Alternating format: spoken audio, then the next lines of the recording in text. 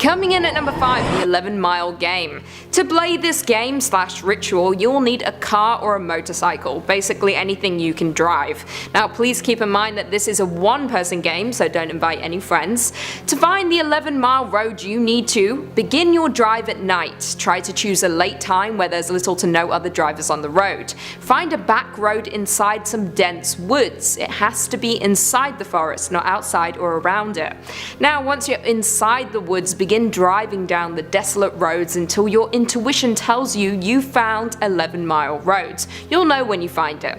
Once you've found the road, begin driving down it right away, or take a moment to stop the car and collect your thoughts. Keep in mind, this is the only time during the drive that you can stop the car and or turn back. So if you've decided to continue on the road, keep in mind during the drive, do not listen to music or turn on the radio at all. Do not open your doors or windows. Do not stop the car, especially to investigate anything you might hear or see outside the car or inside the car.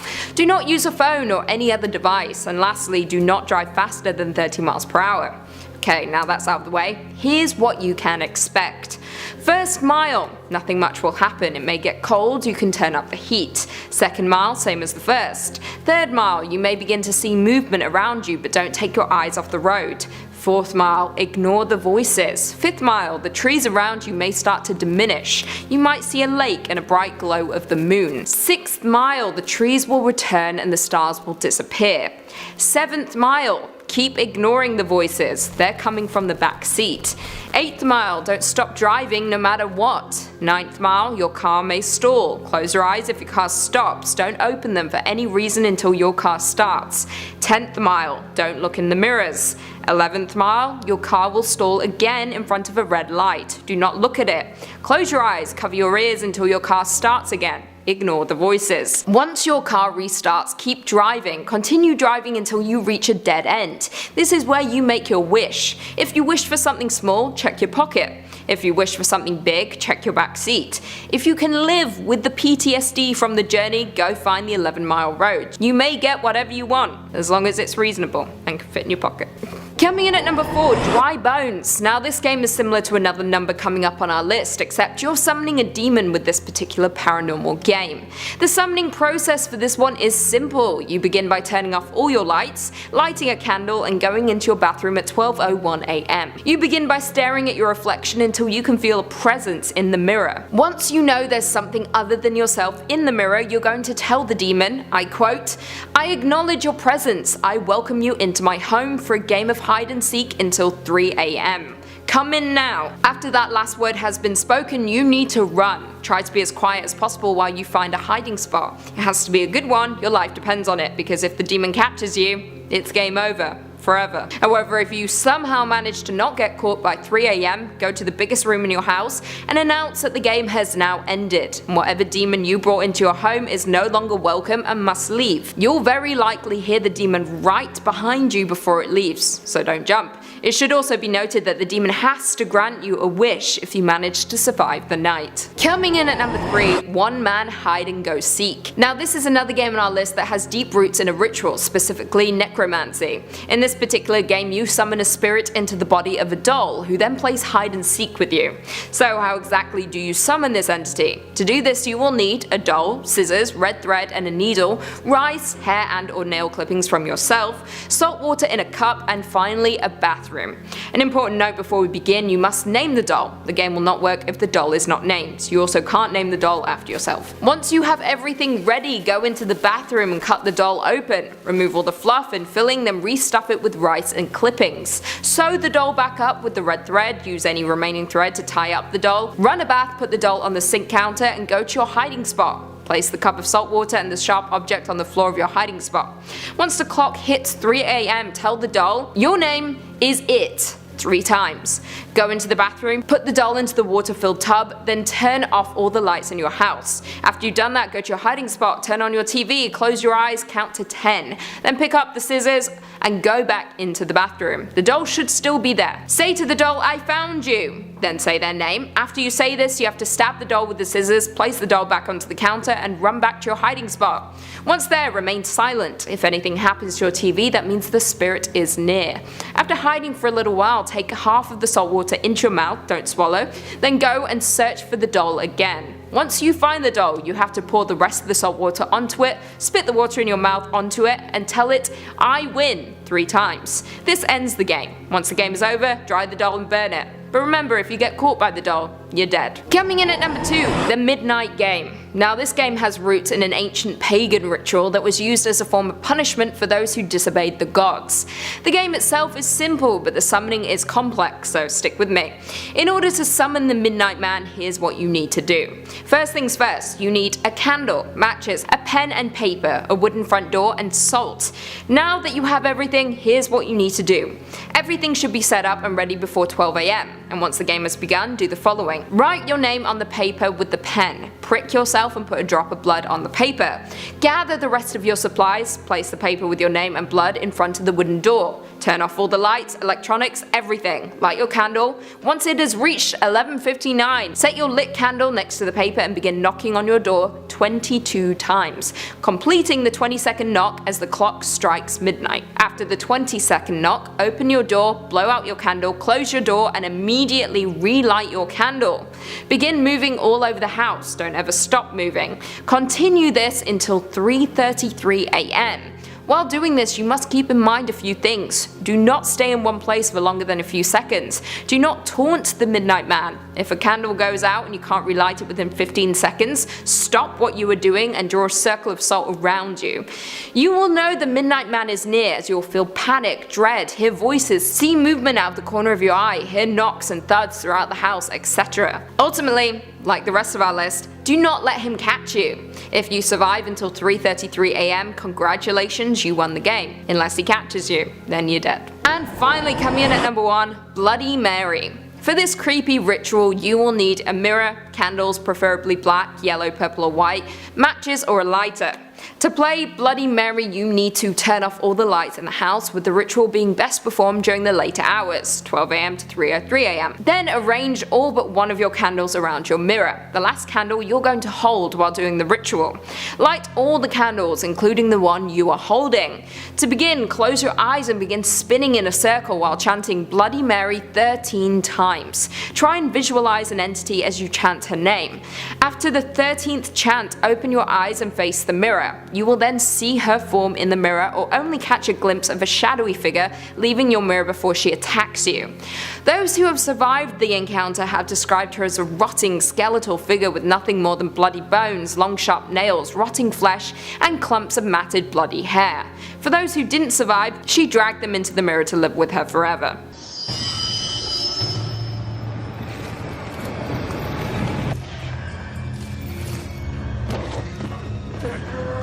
Coming in at number 5, the Answer Man. In order to play this game, you'll need 10 players. At least there's safety in numbers, right? Gather everyone together into a circle, then have all the players take out their phones and call the person to their left. Make sure you all hit send at the same time. Most of you will likely get a busy signal, however, it is possible that one person might get through to the Answer Man. Whoever this person is gets to ask the Answer Man whatever questions they want of him. But know this, for every question you ask, he'll get to ask one in return. His questions aren't always easy to answer, but you may answer them truthfully and accurately. Now, if the Answer Man doesn't like your answer, well, this is bad news for you and will result in some severe consequences. So be prepared before playing. You may also want to use a burner phone, because if you manage to get in touch with the Answer Man, you'll need to destroy the phone you used to talk to him. Otherwise, he may reach out to you whenever he wants. Coming in at number 4, the telephone ritual. The telephone ritual hails from Japan and bears some similarities to the shoebox telephone, a game we will save for another day. Before you begin the game, you'll need the following things: a cell phone, some salt, a flashlight, and an amulet. Before you begin, you'll have to make sure you're alone in the house. Do not try to play this game with anyone else. Also, be ready to hang out in your bathroom staring into your toilet for an extended amount of time. Now, when you're ready to play, turn off all the lights in your home and lay down a line of salt result outside the bathroom door. Then use the flashlight to light up the water inside of the toilet. Keep looking at the surface of the water. Next, grab your phone to call your home number. Let the phone ring and do not hang up halfway through. If it gets cut off, call again. Now, doing this may result in someone or something picking up the other end. If that happens, hang up immediately. If you see a change in the surface of the toilet bowl water or hear a noise from anywhere inside your home, hang up immediately. Coming in at number 3, the dark reflection ritual. Now, this paranormal game comes to us from the Creepypasta wiki page. Here's what you'll need to do this ritual: a mirror of any type, a candle of any size or color, and friends to do it with. However, this is optional but highly recommended. Now, I should warn you in advance that once you begin this ritual, there is no way to stop it, so don't start unless you are planning to finish. For this ritual to work, you will need a mirror that you don't mind breaking. According to the manifesto, both the risk and the reward for this ritual are stronger depending on how old the mirror is. If you think about it, an older mirror has been looked into more and therefore has more negative energy inside of it. In order to begin this ritual, you must look your reflection in the eyes, transferring your negative energy into the mirror one last time. You will only need to do this for a few seconds. Then lean forward and breathe onto the mirror, making it fog up with your breath. You might find this strange at first, but by breathing on the mirror, you are symbolically linking yourself to the mirror and to the negative energy contained inside. Everyone in the group needs to do this step as well before moving on. Following this, light the candle and then use the candle to burn the mirror. This will agitate the negative energy inside. After this, the final step is breaking the mirror. Once this step is done, I suggest you start running. Now, it is a common misconception that when a person breaks a mirror, they will be followed by bad luck, but that's not true. When a mirror is broken, the bad energy stays in one spot near the broken mirror until it eventually dissipates. However, saying that, if you completed the above steps, then you have tied yourself to the negative energies. This means that the negative energy will pursue you wherever you go. Throughout the night, the energy will follow you, getting closer and closer as the hours go by. If you survive until dawn, congratulations, you won the game. If you didn't, then you're probably dead. Coming in at number 2, the doors of your mind. This is another Reddit game which comes to us from Brickle on r/3kings. To play this game, you need only a friend and perhaps a pillow. Here we go. Dim the lights and light a few candles. The aim of the game is to put you into a meditative state, so you need to be relaxed and have a free mind. Next, lay your head on your partner's lap. Make sure your head is facing up. Your friend will need to rub both of your temples in slow, circular motions, like a massage. It has to be relaxing. This is where your friend will have to guide you. Let your mind/imagination do all of the work. This entire time your eyes should be closed and you'll be relaying descriptive information to your partner about your surroundings and such. Never second guess what comes to mind. Simply answer your partner's questions without hesitation as they come to you. Just let it happen. Now, here's what your partner should start with. I quote, "You're at the end of a very long corridor. There are numerous doors on both sides of the corridor, spanning the entire length. I want you to explore these doors and the rooms behind them. Describe to me what you can see, hear, touch, and feel with great detail." And from there, the exploration is up to your mind. Now, you may be thinking that it doesn't sound all that creepy, right? Well, wrong. I have some tips/warnings for you before you proceed. If you go into a room full of clocks, leave immediately. Trust me. Not to mention, follow your gut instinct about certain doors, because as they say, curiosity really does kill the cat. And finally, coming in at number 1, the 3 Kings. Now, this game comes to us from FableForge over on Reddit, who posted the instructions for the 3 Kings on the r/NoSleep subreddit all the way back in 2012. Now, this actually became so popular that it spawned its very own subreddit devoted entirely to games and rituals of this sort. In order to play this game, you'll need the following things: a very large, empty and quiet room, preferably without windows. If windows exist, you will need to cover them to ensure total darkness. A pack of candles and a lighter, a bucket of water and a mug, a fan, 2 large mirrors, 3 chairs, an alarm clock, an active cell phone, a loved one willing to follow the rules, and finally a small toy or object from your childhood. Next up, the setup. Begin this around 11 PM. Place 1 chair in the center of the room facing north. Place the other 2 chairs exactly to the left and right facing your throne. The distance between your throne and that of your queen and fool should be about the length of your arm to each side, more or less. Next, place the 2 large mirrors on the queen and fool chairs left and right of you, facing you and each other. If you sit on your throne facing straight ahead, you should be able to perceive your own reflection in each of the 2 mirrors without actually having to turn your head nor your eyes to do so. Next, place the bucket of water and the mug in front of you, just barely out of reach. Place the fan behind you, turn it on. Turn off the lights, leave the door open and go to your bedroom. Set the candles by the side of your bed, next to the lighter, your alarm clock and cell phone. Set your alarm clock for 3:30 a.m. Turn off the lights and sleep while holding your power object. Now it's time for the big show. Follow along carefully now. Wake up at 3:30 a.m. but do not turn on the light. You have exactly 3 minutes to light your candle. Grab your phone and make your way to the dark room to sit on your throne. Don't forget your power object. Do not look directly at either of the two mirrors beside you. Do not let the candle go out. The fan is behind you, so protect the candle with your body. Look straight ahead at the darkness. Now it is your job to find out which chair is the queen and which is the fool. This will be easy because you won't be alone in the room. If you have questions, you'll get answers. Just keep looking ahead no matter what. Coming in at number 5, Teke Teke. The Teke Teke is a malevolent Japanese ghost/demon that in ways is similar to the infamous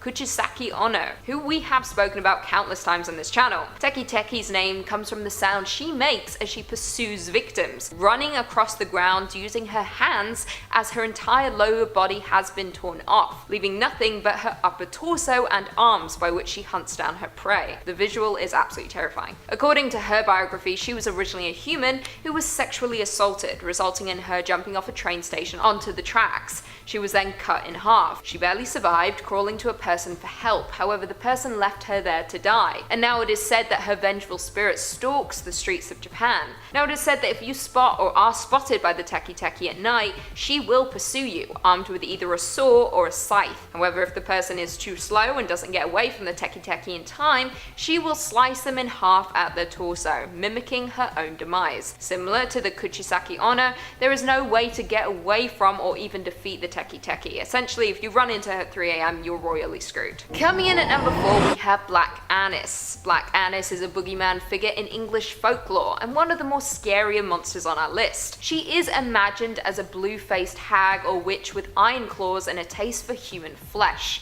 Lovely stuff. It is said that she particularly enjoys the taste of children. Not only that, but she is known to haunt the countryside of Leicestershire, living in a cave in the Dane Hills with a great oak tree at the entrance. Legend goes on to state that in the night she will venture out of her cave on the hunt for unsuspecting children as well as lambs. She then proceeds to tan their skins by hanging them on a tree before wearing them around her waist. On top of that, she is also known to reach inside of people's homes in order to snatch her prey. This classic urban legend has led to many parents warning their children if they don't behave, Black Annis would come and get them. Other traditions state that when Black Annis grinds her teeth, people can hear them, giving them time to bolt up their doors and keep away from the windows. Interesting fact, which I can't confirm if it's true or not, it's probably untrue, but supposedly cottages in Leicestershire were purposely built with small windows so that Black Annis could only get one single arm inside. Coming in at number 3, the Black-Eyed Children. Black-Eyed Children is a legend of supposed paranormal creatures that supposedly resemble children between the ages of 6 and 16, with pale skin and black eyes, who are reportedly seen hitchhiking or panhandling or are encountered on doorsteps of residential homes. Now, there is some history to the legend of the Black-Eyed Children. While tabloid coverage of these monsters has claimed that tales of them have existed since the 80s, with most sources indicating that the legend originated via postings from Texas reporter Brian Bethel on a ghost-related emailing list relating to alleged encounters with Black-Eyed Children. According to Bethel, during his travels to Abilene, Texas, 2 children with coal eyes approached his car asking for a ride. But when he began to show fear, the older of the 2 children shouted,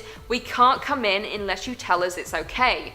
Creepy. Thankfully, he got out there before it was too late. Since then, his stories have become regarded as classic examples of creepypasta, and gained such popularity that he published an FAQ titled "Just to Keep Up with Demand for More Info About the New Urban Legends." Now, saying that, science writer Sharon A. Hill has been unable to find any firm documentation of Black-Eyed Children encounters, concluding that tales are passed on as friend of a friend ghost stories. In at number 2, Slenderman. Slenderman has quickly become one of the world's most popular creepypastas, with even those who don't frequent that section of the web knowing about this menacing figure. Now, Slenderman is a being who appears to resemble a man with extremely long, slender arms and legs. On top of that, he seems to also have 4 to 8 long black tentacles protruding from his back. He is most notably seen wearing a black suit, and as his name suggests, he appears very thin and able to stretch his limbs and torso to inhuman lengths in order to induce fear and catch his prey. Whether he absorbs, kills, or merely takes his victims to an undisclosed location is unknown, but what we do know is there are never any bodies or evidence left behind by the monster. It is often reported that Slenderman is found in sections of the woods, with many video games about the monster confirming this. Despite that, he is often known to dwell in suburban areas as well. Essentially, nowhere is safe. How he selects his targets is unknown though, but it has been considered that he enjoys stalking people who become overly paranoid about his existence, purposefully giving them glimpses of himself in order to further frighten them. However, an interesting take on Slenderman by a Pastor member goes as follows. There has been a big misconception about my pal, the Slenderman, due to the appearance of this article. He does not have hair or a face. Everything else is correct. There is also some questioning as to whether or not there is more than one. I find that unlikely. It's most likely Slender fucking with your head in order to make you think that there is more than one, which he has been known to do. As of now, Slendy has 3 or 4 known accomplices. And finally, coming in at number 1, we have Freddy Krueger. Freddy Krueger is the antagonist of the slasher series A Nightmare on Elm Street, created by the legendary Wes Craven back in the 80s. However, let's delve into this character and what makes him so damn terrifying, and why you better not go to sleep, otherwise this dude is visiting your dreams. To quote the absolutely awful nursery rhyme from the franchise, 1, 2, Freddy's coming for you. 3, 4, better lock your door. 5, 6, grab your crucifix. 7, 8, better stay up late. 9, 10, never sleep again. Chilling. Now, Freddy is a serial killer, specifically a child killer, who was burned to death by the parents of the children and left to torment the dream world. At this point, Freddy is iconic, but if you're not familiar, let's get into it. Freddy is the spirit of a serial killer who uses a gloved hand with razors to kill victims in their dreams, causing their deaths in the real world as well. So essentially, if you are on Freddy's hit list, do not fall asleep, otherwise you are royally screwed. Saying that though, if Freddy is pulled into the real world, he has normal human vulnerabilities and can be destroyed. Now, Freddy attacks within his victims' dreams and is commonly identified by his burnt face, dirty red and green striped sweater, brown fedora, and of course his trademark claws that he wears on his right hand. Quite honestly, being murdered while you sleep is absolutely chilling. You're at your most vulnerable with 0 ways to protect yourself. Because how do you protect yourself from your dreams? You can't. Also, a fun fact for all you horror lovers out there, Freddy's sweater is psychologically designed to terrify you. Yep, that's right.